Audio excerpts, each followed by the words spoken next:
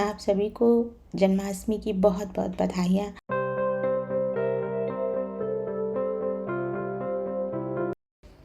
तो यहाँ पर ये राधा कृष्ण की जो युगल जोड़ी है उनके ये ड्रेस और उनका श्रृंगार का सामान है। तो इसमें सबसे पहले हम क्या करेंगे, कान्हा जी को मंदिर में हमने एक दिन पहले ही सारी सफाई करके और ड्रेस वगैरह उनको पहना दी थी। सिर्फ कान्हा जी को नहीं पहनाई थी। तो कान्हा जी का चूँकि मॉर्निंग रूटीन है जो मैं डेली करती हूँ, तो सुबह इनको नहलाना, इनको इत्र लगाना और ये जो भी रेगुलर के इनके काम हैं वो मैं करूँगी। तो मैंने कान्हा जी को नहला लिया है। मेरे पास 2 कान्हा जी, एक बहुत छोटे हैं और ये थोड़े से बड़े साइज़ के हैं। तो जैसे इत्र सेवा तो एक को मैं कर रही थी और एक को मेरी बेटी, क्योंकि आज जन्माष्टमी थी तो वो बोली मैं करूँगी मैं करूँगी। मैंने कहा मेरा तो रेगुलर है, मैं कर रही हूँ, तुम छोटे वाले कान्हा जी को नहला लो। तो फिर अब वो अलग से अपने कान्हा जी को अलग से तैयार कर रही है नहला धुला कर। और ये देखिए सुबह में हमने जो पिछली साल ड्रेस पहनाई थी वही ड्रेस मैंने हैवी वाली इन्हें पहना दी है। और जो रेगुलर का भोग वगैरह, दूध मेवा जो मैं इन्हें सुबह देती हूँ वो मैं वैसे ही रूटीन दूंगी जैसे इनको रेगुलर देती हूँ। और पूरा मंदिर हमारा साफ़ सुथरा होकर तैयार है।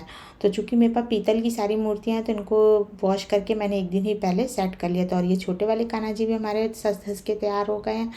और बाहर में हमने एक बंधनवार लगा दी, चूँकि फेस्टिवल है और भी पूजा का काम, तो एक बंधनवार बाहर अशोक के पत्ते की लगा दी। दोपहर में हमने भोग में उन्हें माखन, मिश्री और जो पाक बनाया था मेवा का और के फल, ये हमने उन्हें दोपहर में भोग लगा दिया है।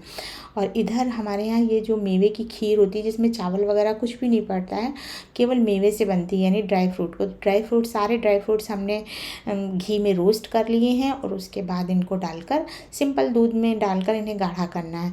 तो रेगुलर खीर जैसी बनती है वैसी ही बनी है। और यहाँ पर धनिए की पंजीरी बननी है। तो धनिए की पंजीरी के लिए हमने सारे ड्राई फ्रूट्स जो भी नट्स थे उनको अच्छे से पहले रोस्ट कर लिया है, क्योंकि उसमें कच्चापन नहीं रहे और अच्छे से हल्के फ्राई हो जाएं। तो इधर खीर बन रही है, इधर हमने क्या किया है, ड्राई फ्रूट्स सारे तल लिए हैं। और थोड़ी बहुत बीच बीच में जाके मैं डेकोरेशन की भी प्रिपरेशन कर रही थी, क्योंकि जो है मैं ही अकेले करने वाली थी, बाकी लोगों के अपने अपने काम थे, बच्चों के एग्ज़ाम्स वगैरह चल रहे हैं तो वो अपनी प्रिपरेशन कर रहे थे। तो यहाँ पर मैंने सारे नट्स तल लिए हैं, जैसे किशमिश है, काजू है, बादाम है, चिरौंजी है और ये थोड़े से मखाने हैं। तो जिनको ज़्यादा घी की ज़रूरत है उनको पहले हम इस तरह से फ्राई करके निकाल लेंगे। तो मखाने क्रिस्पी होने तक फ्राई कर लिए हैं। अच्छा, किसी किसी के यहाँ धनिया की पंजीरी बनती है, किसी के यहाँ आटे की पंजीरी बनती है जिसको कसार बोला जाता है। तो ये मेरे पास धनिया था, मैं घर में ही मसाले अपने सारे प्रिपेयर करती हूँ। तो धनिया थोड़ा मोटा पिसा हुआ था तो मैंने इसके लिए थोड़ा एक बार ग्राइंडर में डालकर इसको बारीक पाउडर बना लिया और उसी घी में, बचे हुए घी में मैंने इसको डालकर भून लिया। इसको तब तक भूनना है इसमें हल्की सी खुशबू आने लगेगी धनिया की भूनने की, बस उस स्टेज तक आपको भूनना है। और जिसमें हमने ड्राई फ्रूट्स निकाल के रखे थे उसी में हमने सारी धनिया भी निकाल ली और थोड़े से गोले भी हम भून कर थोड़ा सा ड्राई रोस्ट कर रहे हैं इसको। इसमें घी वगैरह कुछ भी नहीं डाला है और इस तरह रोस्ट करके इसको भी, और इसे मिक्स करके एक तरफ रख देंगे जब ठंडा होने के लिए। जब ये ठंडा हो जाएगा तो इसमें चीनी या बूरा कुछ भी आप पिसी हुई मिला सकते हैं। और देखिए ये मैंने डेकोरेशन भी की और अपने राधा कृष्ण को जो है मैंने जो युगल जोड़ी है उनको मैंने यहाँ पर रख भी दिया है।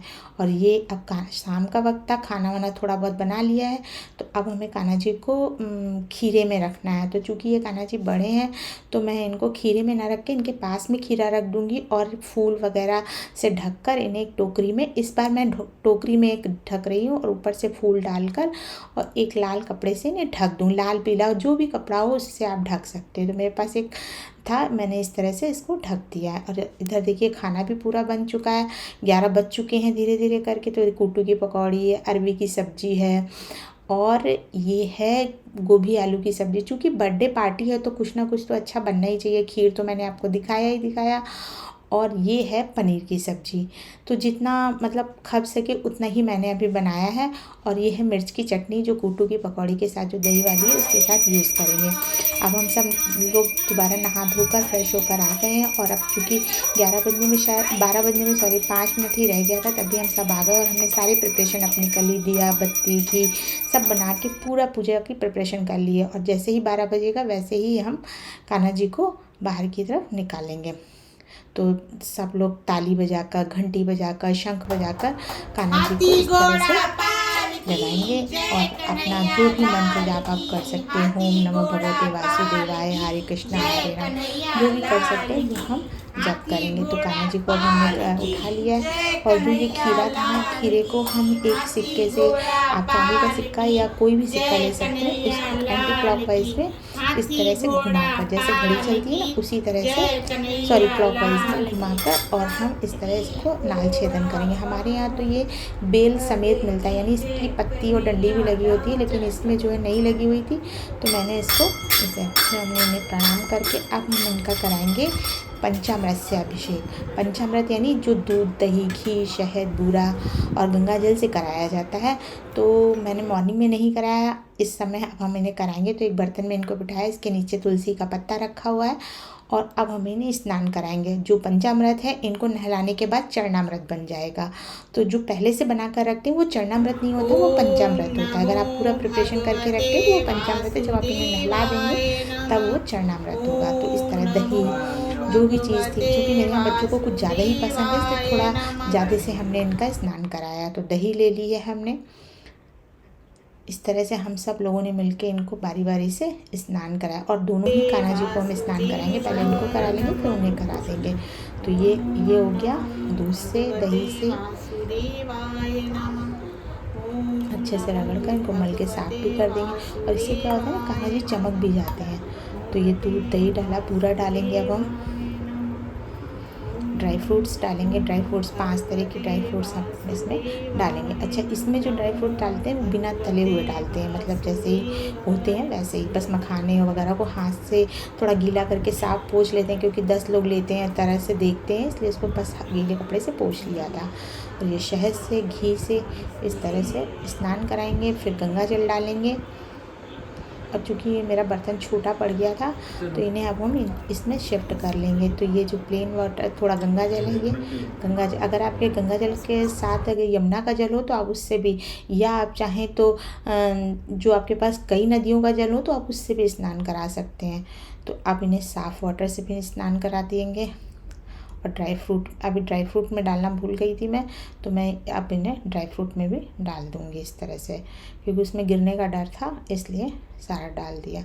और दोबारा से इन्हें एक बार स्नान करा देंगे। फिर धो पोंछ के इन्हें साफ़ करके इत्र वगैरह जैसे प्रॉपर सुबह करते हैं उसी तरह से इनका अभिषेक करने के बाद श्रृंगार कर देंगे। और श्रृंगार करने के बाद कान्हा जी इतने सुंदर लग रहे थे, सब लोग कह रहे थे कितने ही सुंदर लग रहे हैं, मतलब ऐसा लग रहा था सच में बर्थडे बॉय हो गए ये। तो देखिए इस तरह से ये इनका श्रृंगार का सामान है। इस समय मैं जो है पिंक कलर की इन्हें ड्रेस पहनाऊंगी। देखिए इस तरह से कितने सुंदर लग रहे हैं और कितने अच्छे। इस तरह से मैं दूसरे वाले कान्हा जी का भी अभिषेक वगैरह सब पहना के उन्हें तैयार कर दिया है। और जो राधा कृष्ण की युगल जोड़ी थी उनको भी टीका वगैरह, फूल माला जो भी है वो सब उन्हें भी अर्पित करेंगे। और मन में अपना जो भी आप जाप करना चाहें तो इस समय कर सकते हैं। तो इस तरह से हमने इन्हें माला वगैरह पहना दी है। तो मैंने इन्हें मोगरे की माला पहनाई, क्योंकि मोगरे की माले में थोड़ी खुशबू भी होती है, थोड़ा टिक भी जाता है। अगर आपके पास मोगरे की नहीं हो तो आप किसी भी तरह की माला इन्हें पहना सकते हैं। खुशबूदार चीज़ें ज़रा ज़्यादा पसंद होती है, तो इस तरह से मैंने इन्हें पहनाया। और छोटी सी झांकी भी लगाई है जिसमें खिलौने वगैरह जो हैं वो रखे हुए हैं। तो सबसे पहले जो हमने धनिया की पंजीरी, पाक, मक्खन, मिश्री, फ्रूट्स और पंचामृत, इन सब का हम पहले भोग लगाएंगे इन्हें। तो ये सब चीज़ें पहले, ये धनिया की पंजीरी है, ये सब चीज़ का भोग लगाएंगे। और जब हम इस व्रत को खोल लेंगे उसके बाद हम इन्हें खाने का भोग लगाएंगे। तो इससे हम व्रत खोलेंगे अपना, जो धनिया की पंजीरी और पंचामृत है। उसके बाद हमारे यहाँ 12 बजे के बाद फिर खाना खा लेते हैं। तो प्रॉपर खाना, जो पूरी सब्जी वगैरह बनती है, जो भी आप बनाते हैं उसे आप ग्रहण कर सकते हैं इनको भोग लगाने के बाद। बस बिना प्याज लहसुन का होना चाहिए, उसमें प्याज लहसुन वगैरह कुछ भी नहीं होना चाहिए। और एक मिठाई यानी कलाकंद भी है। कोशिश की है कि कुछ आइटम ऐसे बना सकूं जो एक मतलब इवन नंबर में हो जाए, जैसे 11 है, 9 है, जैसे भी बन सके। फिर हम सब ने मिलकर आरती करी है।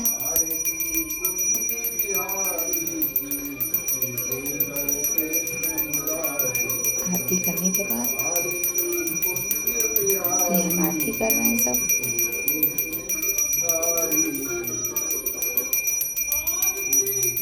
बारी बारी से सबने आरती करी है।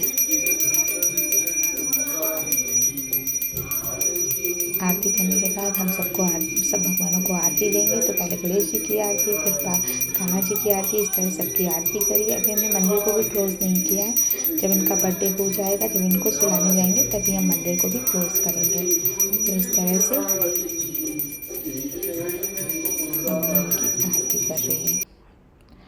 अब हमने इनके ऊपर थोड़ा, जैसे बच्चे की होती है ना, निछावर करते हैं, तो मैंने थोड़ा सा 1 रुपये लेके इनके ऊपर निछावर कर दिया है। और अब बच्चों का मन था कि बर्थडे है तो केक तो बनता है, तो केक आया था, केक कटा और बच्चों ने केक काटा और फिर कान्हा जी को खिलाया। और इस तरह हमने जो भी बनाया था भोग में, वो उनकी एक थाली लगाई। हाँ, उसमें एक स्पेशल चीज़ ये थी कि पान और लड्डू और हमने स्पेशल में रखे, ताकि वो मीठा भी पूरा हो जाए और एक थाली बन जाए। तो इस तरह हमने भोग लगाया और कमरे को कर दिया बंद, ताकि भगवान जी आराम से भोग ग्रहण कर सकें। तो भगवान जी भोग ग्रहण करेंगे, उसके बाद हम सब अपना व्रत खोलेंगे। तो इस तरह हमने अपनी जन्माष्टमी सेलिब्रेट की। आप बताइएगा आपने कैसे सेलिब्रेट की, और मुझे उम्मीद है